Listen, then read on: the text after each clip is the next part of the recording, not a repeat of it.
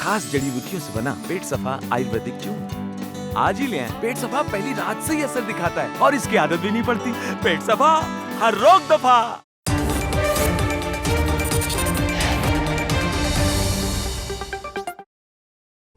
नमस्कार, master stroke में आप सभी का बहुत बहुत स्वागत है। मैं हूं रुबिका लियाकत। देश इस वक्त बहुत मुश्किल दौर से गुजर रहा है और जानकार ये मानते हैं कि इस बार देश में कोरोना की दूसरी लहर पहले से बहुत ज्यादा बड़ी होगी। ऐसा ही ट्रेंड दुनिया के दूसरे देशों में भी देखा गया है। लेकिन हमारी मुश्किल ये है कि भारत में ये त्योहारों का मौसम है। 2 दिन बाद होली है।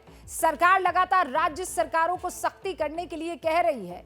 कई राज्यों में होली के आयोजनों पर प्रतिबंध लगा भी दिया गया है, लेकिन बावजूद इसके राज्यों में लगातार कोरोना के मामले बढ़ रहे हैं। बढ़ते हुए ये मामले बहुत परेशान करने वाले, जैसे पंजाब में पिछले 24 घंटे में 3176 नए केसेस सामने आए हैं। उत्तर प्रदेश में एक दिन में 1032 नए संक्रमण के केसेस सामने आए हैं। गुजरात में कोरोना के अब तक के सबसे ज्यादा 2190 मामले आज आए हैं। इन्हीं बढ़े हुए केसेस की वजह से राज्य सरकारें आंशिक लॉकडाउन कर रही है। जैसे हिमाचल की सरकार ने सभी शैक्षणिक संस्थान 4 अप्रैल तक के लिए बंद कर दिए हैं। 4 अप्रैल तक के लिए। मध्य प्रदेश में अब 5 और शहरों को भी रविवार को लॉकडाउन के उस सीमा में आना पड़ेगा। ये फैसला ले लिया गया है शिवराज सरकार की तरफ से और इसीलिए आपसे हमारी ये अपील है कि होली मनाइए, लेकिन सिर्फ अपने परिवार के साथ मिलकर। सार्वजनिक आयोजनों से बचें, क्योंकि ये देखा गया है कि भारत में त्योहार कोरोना के लिए सुपर डोज साबित होता है। कोरोना के सुपर स्प्रेडर वहीं पर बन जाते हैं।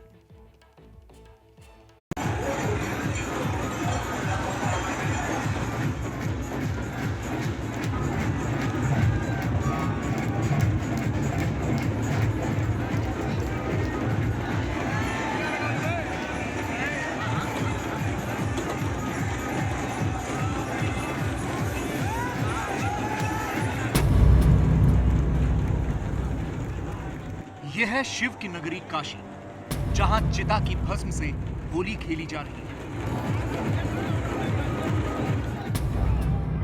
कोरोना पर आस्था भारी है। अच्छा होता कि भोले के भक्त याद रखते कि भगवान की तरह वो अजर अमर नहीं है।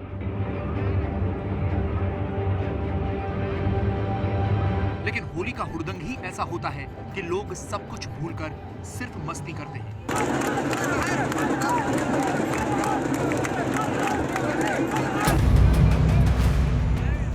लेकिन कहीं होली की ये मस्ती जीवन पर भारी न पड़ जाए, क्योंकि ऐसे आयोजनों में सिर्फ और सिर्फ लापरवाही होती है।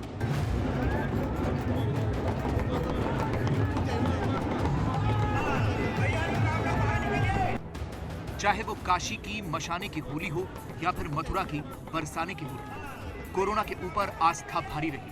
कोरोना के प्रोटोकॉल और 2 गज की दूरी काशी मथुरा की गलियों में कहां खो गए पता नहीं। देश में पिछले 24 घंटे में 59,069 नए केस सामने आए हैं। यह संख्या 17 अक्टूबर 2020 के बाद सबसे ज्यादा है। 5 दिन में 1 लाख से ज्यादा एक्टिव केस बढ़ चुके हैं। सितंबर 2020 में 9 से 10 लाख मरीज होने में 6 दिन लगे थे। यानी देश में कोरोना की दूसरी लहर बहुत तेजी से चल रही है। होली पर ज़्यादा सतर्क रहने की जरूरत इसलिए है क्योंकि भारत में पिछले साल जब जब त्यौहार आए हैं तब तब केसेस बढ़े हैं। भारत में त्यौहार कोरोना के लिए सुपर स्प्रेडर बन जाते हैं। अगस्त में रक्षाबंधन और ईद के दौरान संक्रमण के मामले बढ़े हुए देखे गए। सितंबर 2020 में जब केरल में ओणम था तो राज्य में कोरोना के एक्टिव केस 126% तक बढ़ गए थे। मुंबई में गणेश चतुर्थी पर 20 से 31 अगस्त के बीच 10 से 15,000 केस रोजाना आए। इसी तरह पश्चिम बंगाल में दुर्गा पूजा के दौरान राज्य के 12 जिलों में केस बढ़ गए थे। नवंबर में दिवाली के बाद कोरोना के नए केस 30 से 40% तक बढ़ गए थे। इसीलिए यह कहा जा रहा है कि कहीं होली पर भी कोरोना के नए केस न बढ़ जाएं और उत्तर भारत के लिए होली सुपर स्प्रेडर न बन जाए।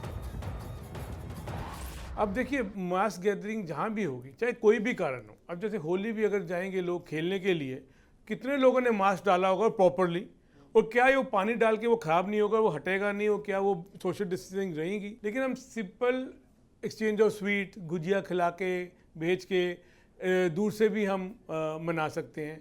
ये वो मौसम है नहीं कि हम एक दूसरे से ज़रूर गले ही मिले और रंगों से खेलें। थोड़ा सा हमारे को ये सोचना चाहिए कि इस टाइम पैंडेमिक है, हमारे को इससे बचना ज़्यादा ज़रूरी है इस टाइम पे।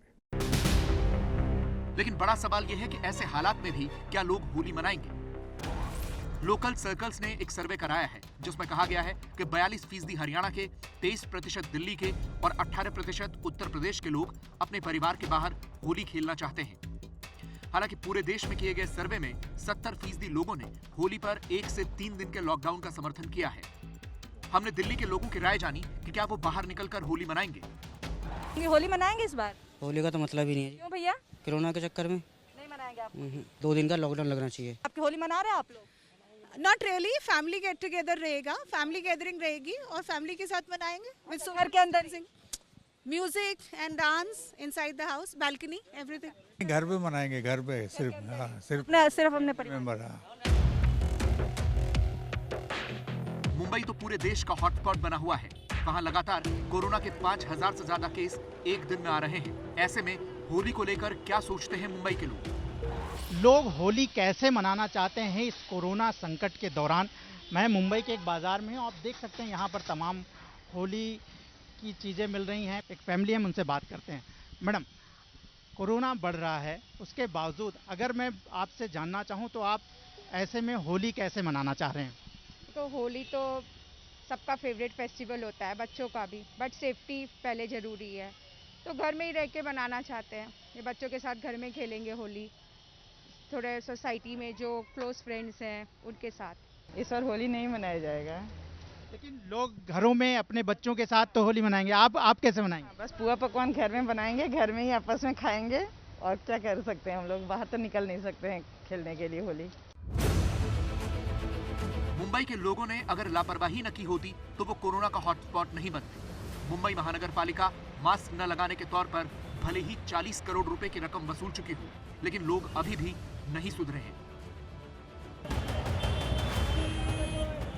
यही हाल जनसंख्या के हिसाब से सबसे बड़े राज्य उत्तर प्रदेश का है। जितने केस पूरे यूपी में आ रहे हैं उसके 1/4 केस सिर्फ लखनऊ में ही है।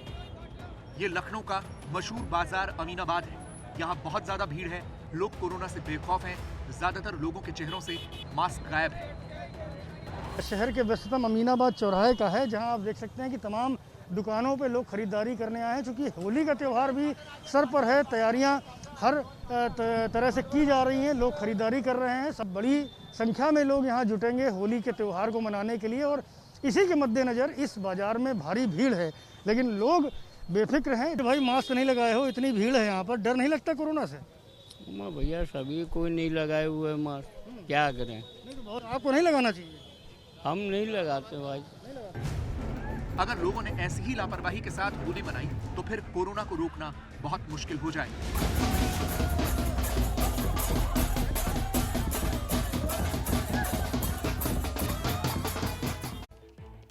देखिए, हम ये बात मानते हैं और जानते हैं कि आपने बहुत सब्र किया है। पिछली होली भी आपकी सूखी ही निकली है, लेकिन अगर इस बार आपने सीमा पार कर दी तो कोरोना अपनी सीमा पार कर देगा। इसीलिए अपना ख्याल रखिए, त्योहार वापस आ जाएंगे, जिंदगी नहीं आएगी। मास्टर स्ट्रोक में अगली खबर मुंबई से है, जहां कल रात भांडुप के ड्रीम मॉल में भयानक आग लग गई। ये मॉल 12 घंटों तक आग की लपटों के बीच धधकता रहा। और सबसे चौंकाने वाली बात यह है कि इसी मॉल की तीसरी मंजिल पर एक अस्पताल मौजूद था, सनराइज अस्पताल। कोरोना मरीजों के इलाज के लिए यह अस्पताल बनाया गया था, जिसमें हादसे के वक्त करीब 78 मरीज मौजूद थे। और दुखद पता है क्या है? हादसे में 11 लोगों की मौत की पुष्टि अब तक हो चुकी है। उद्धव ठाकरे ने मरने वालों के परिवार से माफी मांगी है। अब तक आग लगने के कारण का तो पता नहीं चल पाया, लेकिन इस सवाल का जवाब कौन देगा कि जिस मॉल के पास ऑक्यूपेंसी सर्टिफिकेट तक नहीं था, जिसके फायर सिस्टम की खामियों को लेकर नोटिस तक दिया जा चुका था, उस मॉल के अंदर अस्पताल चल कैसे रहा था? मुंबई के 29 मॉल को नोटिस दिया गया था कि आपके यहाँ पर जो फायर सिस्टम है वो ठीक नहीं है, और 29वां नंबर था इस भांडुप के ड्रीम्स मॉल का। मैं मॉल के अंदर अभी भी मौजूद हूँ और आग पर काबू पाने की कोशिशें हैं। आपको जानकर आश्चर्य होगा कि ये मौतें आग में झुलस कर नहीं हुई हैं, बल्कि ये जो मरीज थे कोरोना के वो वेंटिलेटर पर थे। जब इलेक्ट्रिसिटी सप्लाई पूरे मॉल की बंद कर दी गई, फिर मरीजों ने घुट घुट कर अपनी जान दे दी।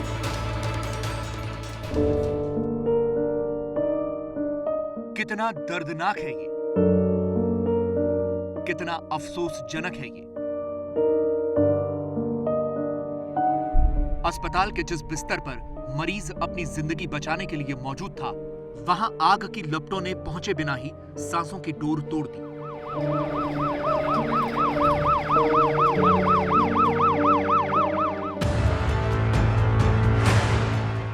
मुंबई के भांडुप इलाके में मौजूद इस ड्रीम मॉल में कल रात 11:49 पर भयानक आग लगी थी।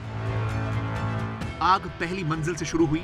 फायर ब्रिगेड की 20 गाड़ियां मौके पर पहुंच चुकी थी, लेकिन विकराल रूप धारण कर चुकी आग पहली मंजिल से होते हुए तीसरी मंजिल की तरफ बढ़ने लगी।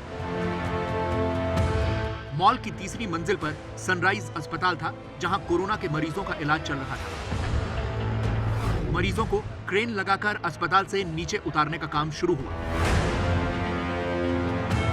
ड्रीम्स मॉल में लगी आग के बाद बहुत से ऐसे लोग हैं जो अपने परिजनों को ढूंढ रहे हैं, लेकिन घटना के इतने घंटे बीत जाने के बाद भी उनके परिजन नहीं मिल रहे हैं। हमारे साथ ऐसी ये 2 लड़कियां हैं जो अपने पिताजी को ढूंढ रही हैं। उनके पिताजी कोविड मरीज थे, जिन्हें अस्पताल में भर्ती कराया गया था और हाल ही में उन्होंने इस अस्पताल में शिफ्ट किया था। हम हॉस्पिटल वालों को फ़ोन कर रहे हैं, हॉस्पिटल वाले अभी फ़ोन नहीं उठा रहे हैं, उनकी तरफ से कुछ भी रिस्पॉन्स नहीं मिल रहा है हम लोगों को। हादसे के वक्त अस्पताल में 75 से ज्यादा मरीज मौजूद थे, जिनमें कुछ मरीज वेंटिलेटर पर थे। आग लगने के बाद मॉल में बिजली की सप्लाई काट दी गई और इसके बाद वेंटिलेटर पर मौजूद मरीजों को ऑक्सीजन मिलनी बंद हो गई और एक एक करके कई मरीजों ने दम तोड़ दिया। तस्वीरों में मॉल में लगी आग की जो भयावहता आपको दिख रही है, हालात उससे भी कहीं ज्यादा खराब थे। यह मॉल इतना बड़ा है कि इसमें एशिया का सबसे बड़ा मॉल बनाने का लक्ष्य रखा गया था। मॉल में 1000 से ज्यादा दुकानें हैं, जिनमें से 400 से ज्यादा दुकानें जलकर खाक हो गई हैं। अपने एक दुकान जल रही थी, फिर दूसरी जल रही थी, ऐसे ऐसे करते करते 3 अपनी दुकान है, वो तीनों जल गई माल समेत। वेंटिलेशन नहीं था, एस्केलेटर नहीं चल रहे थे, वॉशरूम हम हमारे खुद के पैसे से चलवा रहे थे। इस तरीके से प्रॉब्लम बहुत सारी थी अंदर। सेंट्रलाइज एसी नहीं था, तो सबने अपना इंडिविजुअल एसी लगाया था और सबका कंप्रेसर बाहर बढ़ा हुआ था। तो जैसी आग लगा तो कंप्रेसर फटना चालू हुआ, जैसे ये आप देख सकते हो, ये फटा, ऐसे करते करते आग बढ़ती गई। एबीपी न्यूज संवाददाता मृत्युंजय सिंह मॉल के अंदर मौजूद थे। उनका दम घुट रहा था, आंखों में जलन हो रही थी। ये ड्रीम्स मॉल का एक पहला हिस्सा है जिसमें 400 से अधिक दुकानें हैं। आग पर काबू पाने की कोशिश कर रहे हैं। एबीपी न्यूज उस मॉल के अंदर पहुंचा हुआ है। यहाँ पर खड़े रहना और रिपोर्टिंग कर पाना भी उतनी ही चुनौतीपूर्ण है। उतनी ही चुनौतीपूर्ण स्थिति में ये फायर ब्रिगेड के जवान काम कर रहे हैं। हम इस मॉल के अंदर हैं, लेकिन यहाँ पर काफ़ी घुटन भी हो रही है। कोरोना अस्पताल में इलाज कराने वाले मरीजों की इस हादसे ने जान ले ली। 5 लोग घायल हुए हैं और आग लगने के बाद यह हादसा इतना भयानक इसलिए हो गया क्योंकि ड्रीम्स मॉल का फायर फाइटिंग सिस्टम ठीक से काम नहीं कर रहा था। और इतनी बड़ी लापरवाही तब हुई जब ऑडिट के बाद मॉल को नोटिस दिया गया था। अक्टूबर महीने में मुंबई के मुंबई सेंट्रल इलाके में एक सिटी मॉल में आग लगी थी। उसके बाद में पूरे मुंबई के जितने मॉल हैं उसका सबका सर्वे कराया गया था, ऑडिट कराया गया था। मुंबई के 29 मॉल को नोटिस दिया गया था कि आपके यहाँ पर जो फायर सिस्टम है वो ठीक नहीं है, और 29वां नंबर था इस भांडुप के ड्रीम्स मॉल का। यानी यहाँ पर फायर सिस्टम उचित तरीके से नहीं थे। आग बुझाने के लिए जो संसाधन होने चाहिए थे वो यहाँ पर उपलब्ध नहीं थे। और जहां फायर सिस्टम भी ठीक से काम नहीं कर रहा था, उस मॉल में कोरोना अस्पताल चलाया जा रहा था। मॉल में कोरोना अस्पताल खुलने की कहानी भी कम दिलचस्प नहीं है।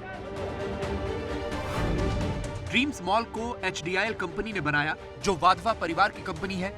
राकेश वाधवा HDIL के चेयरमैन हैं, जो इस मॉल के मालिक हैं। राकेश वाधवा की बेटी निकिता त्रेहन सनराइज ग्रुप की MD है। सनराइज ग्रुप के देश भर में 20 से अधिक अस्पताल हैं। सनराइज ग्रुप मुंबई में भी एक अस्पताल खोलना चाहता था, जिसके लिए साल 2014 में एक लक्ष्य था कि मुंबई के भांडुप इलाके में स्थित इसी ड्रीम्स मॉल में एक अस्पताल खोला जाए। 230 बेड वाले इस अस्पताल में तमाम सुविधाएं होंगी, लेकिन उस वक्त साल 2014 में सनराइज ग्रुप को इसकी इजाज़त नहीं दी गई और अस्पताल नहीं खुल पाया। लेकिन साल 2020 में कोरोना संकट काल के दौरान महाराष्ट्र सरकार ने कुछ शर्तों के साथ इसे अस्पताल खोलने की इजाज़त दे दी।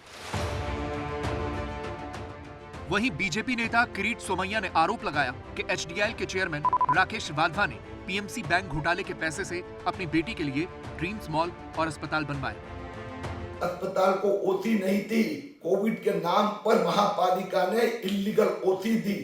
फायर प्रोटेक्शन सिस्टम नहीं, हॉस्पिटल सेफ्टी सिस्टम नहीं, इमरजेंसी एग्जिस्ट नहीं।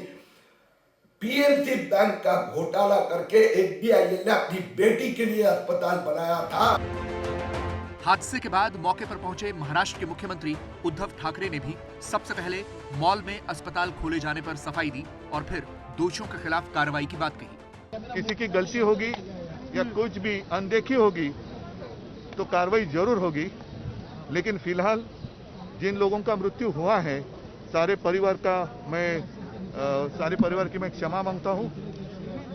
फायर ब्रिगेड ने काम जो किया है अच्छा काम किया है। उन्होंने ज्यादा से ज्यादा जो भी वहां आपत्तिग्रस्त थे उनको बचाने की कोशिश की। कार्रवाई तो होनी ही चाहिए क्योंकि मुंबई के जिस ड्रीम्स मॉल में अस्पताल चल रहा था वहां लापरवाही की सारी सीमाएं लांघी जा चुकी थी। मॉल को ओसी यानी ऑक्यूपेंसी सर्टिफिकेट नहीं मिला था। पीएमसी की तरफ से पानी की सप्लाई नहीं होती थी। मॉल में दुकान के मालिक टैंकर से पानी मंगाते थे। मॉल में बिजली की सप्लाई सिर्फ एक हिस्से में थी। जनरेटर से मॉल में बिजली सप्लाई दी जा रही थी। अस्पताल के एग्जिट इमरजेंसी सीढ़ियों पर कूड़े के ढेर रखे गए थे। लोगों ने कोविड अस्पताल हटाने के लिए निवेदन किया था और फायर सिस्टम ठीक नहीं होने की बात कही थी। अब जरा बात मुख्तार अंसारी की, जो अब यूपी जाने से बचने के लिए पंजाब में नहीं रह पाएगा, क्योंकि आज सुप्रीम कोर्ट ने मुख्तार अंसारी को पंजाब से उत्तर प्रदेश वापस भेजने का आदेश दे दिया है। ये केस इसलिए महत्वपूर्ण है क्योंकि मुख्तार अंसारी पंजाब सरकार के साथ सेटिंग करके एक केस में 2 साल पहले पंजाब चला गया। उसके ऊपर यूपी में कई सारे केसेस दर्ज थे, 50 के आसपास। पेशी पर उसे जब भी बुलाया जाता वो नहीं आता था। इसके बाद यूपी सरकार सुप्रीम कोर्ट गई थी।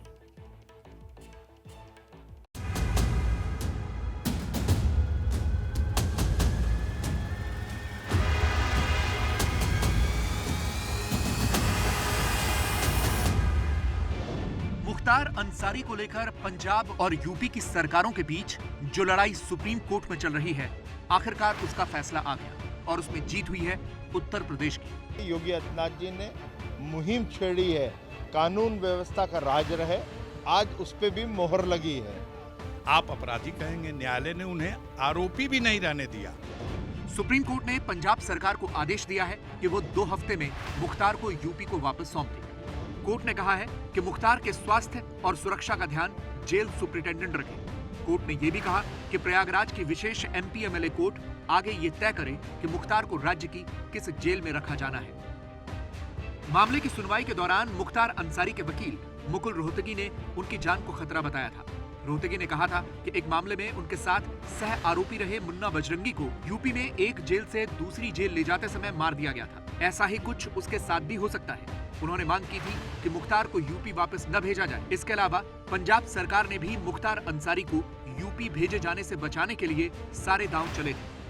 पंजाब सरकार ने मुख्तार को यूपी वापस भेजने की मांग का सीधे सीधे विरोध नहीं किया, लेकिन तकनीकी दलीलें देकर मामले को उलझाने की कोशिश की। पंजाब सरकार ने कहा, हम किसी अपराधी को बचाने में कोई दिलचस्पी नहीं रखते, लेकिन यूपी सरकार इस तरह से सीधे सुप्रीम कोर्ट नहीं आ सकती, उसकी याचिका खारिज होनी चाहिए। सुप्रीम कोर्ट ने इन तकनीकी दलीलों को खारिज कर दिया और कहा कि संविधान के अनुच्छेद 142 के तहत हमें जो विशेष शक्ति हासिल है उसका इस्तेमाल करने के लिए ये केस बिल्कुल फिट है। हम मुख्तार को पंजाब से यूपी वापस भेजने का आदेश देते हैं। सुप्रीम कोर्ट के इस फैसले पर मुख्तार अंसारी के भाई सांसद अफजाल अंसारी उत्तर प्रदेश में अपने भाई की जान को खतरा बता रहे हैं। अब सवाल इस बात का है कि आप किसी जाति विशेष के लोगों को विशेष संरक्षण प्रदान करें, उनके अपराधों पर पर्दा डालें। वो ब्रजेश सिंह जिसका संगठित गिरोह है, वो त्रिभुवन सिंह, वो सुशील सिंह, जिन्होंने मुख्तार अंसारी के ऊपर हत्या करने की नीयत से आक्रमण किया और कराया, उन लोगों के खिलाफ गवाही होने वाली है। उस गवाही से कैसे हम बचाएंगे उसको, उससे पहले मुख्तार का सफाया होना चाहिए। लेकिन बीजेपी ने फैसले का स्वागत किया है। बीजेपी खुश है कि मुख्तार को बचाने के लिए सुप्रीम कोर्ट तक गई पंजाब सरकार वहां हार गई। पंजाब सरकार ने काफ़ी कोशिशें करी, लेकिन वो जीत उनकी नहीं हुई है और हार होते हुए उनको अब रिलीज ही करना पड़ेगा मुख्तार अंसारी को। इस पे तो प्रियंका वाड्रा को भी बहुत जवाब देना पड़ेगा कि न्याय संगत उनका निर्णय उनकी सरकार का क्यों नहीं हुआ। अब जो भी काम होएगा कानूनी तरीके से उत्तर प्रदेश में होएगा, मगर दोषी को जेल की सलाखों में रखा जाएगा और तुरंत उन पे प्रोसिक्यूशन के साथ साथ उन पे कन्विक्शन भी होएगा।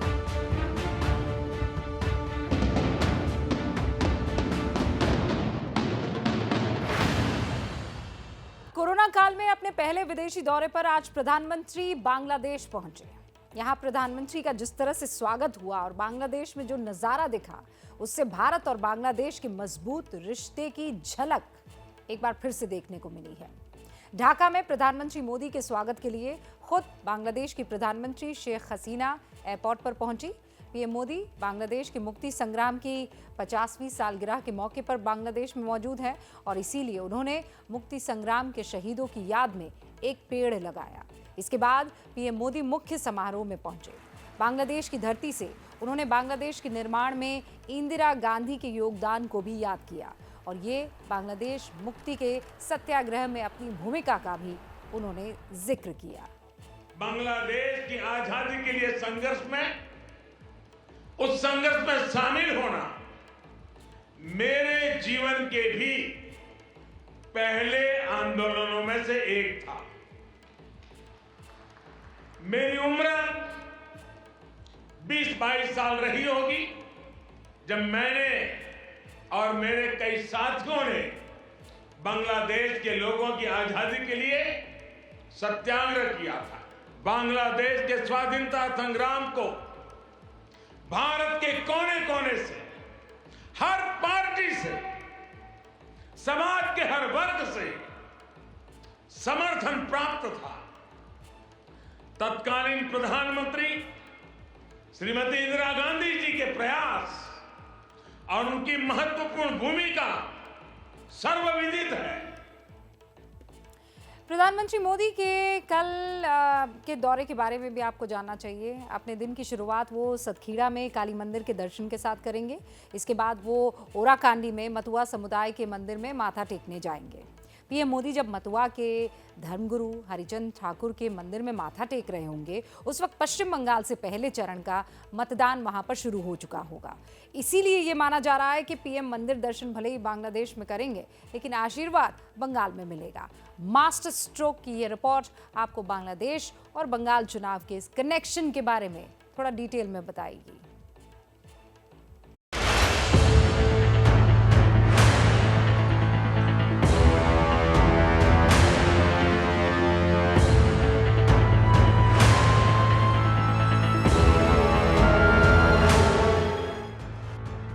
सरहद के उस पार प्रधानमंत्री नरेंद्र मोदी कूटनीति का करिश्मा दिखा रहे हैं, तो सरहद के इस पार बिछी चुनावी बिसात पर भी उनकी निगाहें टिकी हुई हैं। 2 मई दीदी जाथे खेलबो खेलबो खेलबो देखबो देखबो देखबो जितबो जितबो जितबो।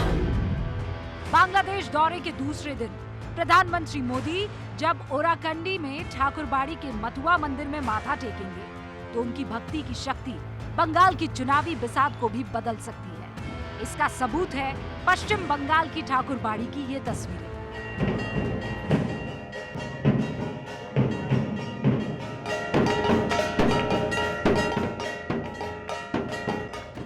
ये पश्चिम बंगाल के ठाकुरनगर का नजारा है, जो मतुआ समाज का गढ़ माना जाता है।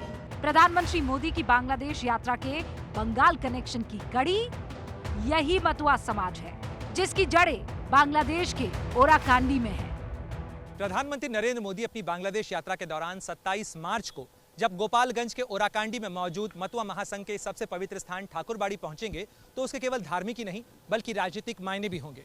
मतुआ बिरादरी के लोग बांग्लादेश ही नहीं, भारत में भी बड़ी संख्या में मौजूद हैं और खास करके पश्चिम बंगाल में चल रहे राजनीतिक घमासान के बीच उनकी अहमियत और भी बढ़ गई है।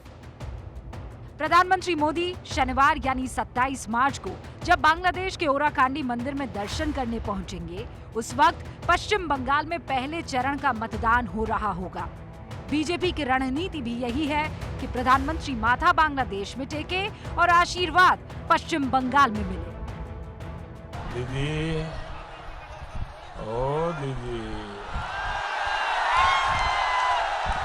2 मई को पश्चिम बंगाल दीदी को द्वार दिखाएगा।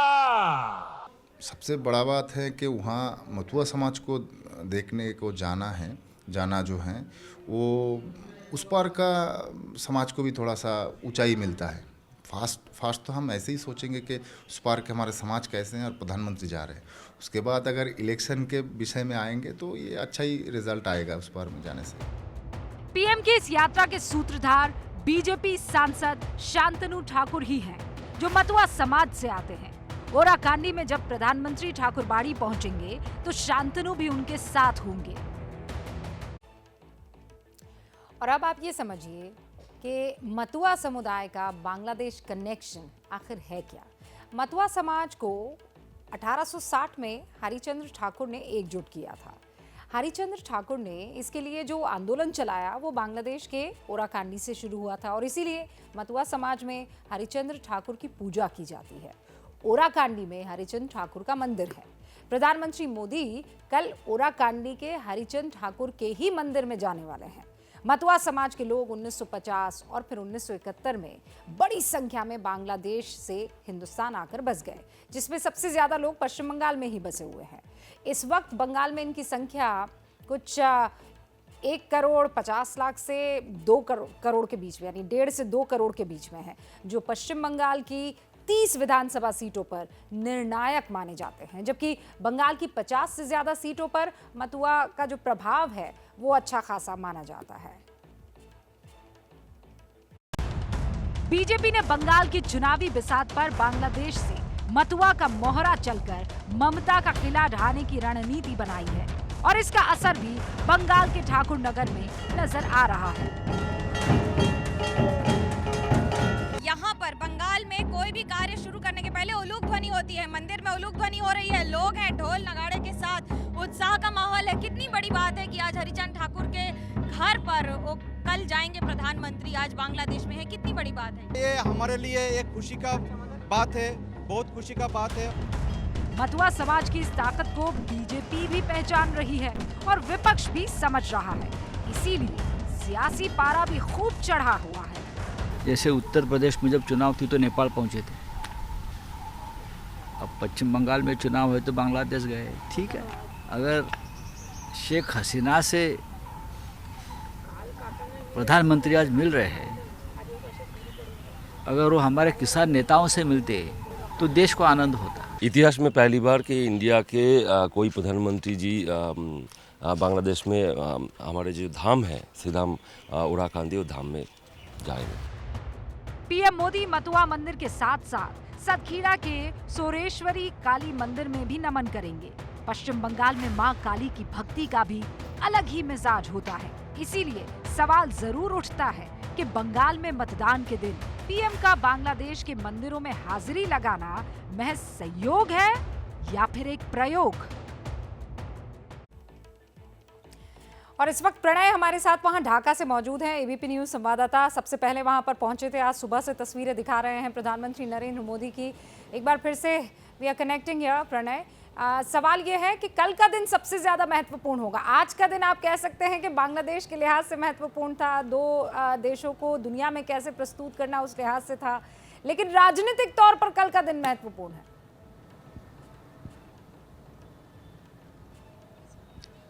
देखिए, कल के दिन की अगर हम बात करें रूबिका, तो आज का दिन अगर सेरेमोनियल्स के नाम था, दोनों देशों की सांस्कृतिक विरासत के नाम था, अतीत के नाम था, तो अगला दिन भविष्य के नाम होगा। जिस तरीके से भारत और बांग्लादेश के रिश्ते हैं या इस ज़मीन के साथ भारत के जिस तरीके के रिश्ते हैं, उनकी जड़ों, उस विरासत को सींचने की कोशिश प्रधानमंत्री मोदी करने जा रहे हैं। निश्चित रूप से जो संदेश देने की कोशिश है उनकी, वो अपने दिन की शुरुआत सतखीरा के जसोरेश्वरी काली देवी मंदिर से करेंगे, वहाँ वो पूजा करेंगे। इस मंदिर की का महात्म्य ये है है कि इसका कनेक्शन भारत में जयपुर से भी है, इस मंदिर का कनेक्शन भारत की शक्तिपीठों से भी है, क्योंकि ये भारत का एक शक्तिपीठ, इस इलाके का एक शक्तिपीठ कहा जाता है। इसके अलावा जो सतखीरा का ये जो मंदिर है, इसका जीर्णोद्धार भी भारत और भारतीय लोगों ने किया, भारत की मदद से किया गया। और प्रधानमंत्री के आने से पहले इस प्राचीन मंदिर को एक नए रंग रोगन में, एक नए स्वरूप के अंदर तैयार किया गया है। प्रधानमंत्री मोदी को तुंगीपारा भी जाना है, जहां प्रधानमंत्री शेख हसीना उनको ले जाएंगी अपने पैतृक निवास में जी। लेकिन सबसे महत्वपूर्ण जो दौरा होगा उनका, वो होगा गोपालगंज के उस ओराकांडी इलाके का, जहां पर मतुआ महासंघ का मंदिर है, हरिचंद ठाकुर की ठाकुरबाड़ी है, यानी वो मतुआ समुदाय में उनकी एंट्री सबसे महत्वपूर्ण होने वाली है। आपसे फिर मुलाकात होगी और कल ही का वो दिन होगा जब आप वहां पर मौजूद होंगे और यहाँ से हम खबरें दर्शकों तक पहुंचा रहे होंगे। शुक्रिया आपका प्रणय।